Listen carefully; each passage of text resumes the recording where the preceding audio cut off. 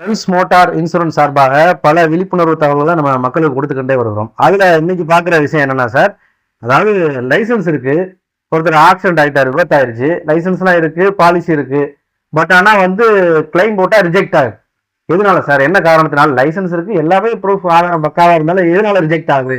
சரியான கேள்வி. இன்னைக்கு இன்சூரன்ஸ் பாத்தீங்கன்னா பல விஷயங்கள்னால ரிஜெக்ட் ஆகுது. அதுல குறிப்பா லைசன்ஸ்னால ரிஜெக்ட் ஆகுது. லைசன்ஸ்னால ரிஜெக்ட் ஆகிற காரணங்கள் என்னென்ன அப்படிங்கிறத பத்தி சொல்றேன். லைசன்ஸ் இருக்கு, ஆனா 4 சக்கர வாகனத்தை எடுத்துட்டு போய் விபத்தாயிருது. அந்த லைசன்ஸ் 4 சக்கர வாகனத்துக்கான லைசன்ஸா இல்லாம 2 வீலர் லைசன்ஸா இருந்துச்சுன்னா கண்டிப்பா உங்களோட வாகன விபத்து கிளைம் ரிஜெக்ட் செய்யப்படும்.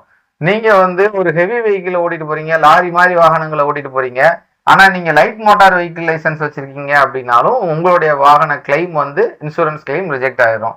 அதே மாதிரி நீங்க லைசன்ஸ் வச்சிருக்கிறீங்க, எல்லா லைசன்ஸுமே ஹெவி வெஹிக்கிள் லைசன்ஸ் வச்சிருக்கீங்க, ஹெவி வெஹிக்கிள் ஓட்டுறீங்க, லைட் மோட்டார் வெஹிக்கிள் லைசன்ஸ் வச்சிருக்கீங்க, லைட் மோட்டார் வச்சிருக்கீங்க, முறையான முறையில தான் ஓட்டிட்டு போறீங்க, பாலிசி எல்லாம் லைவ்ல இருக்கு.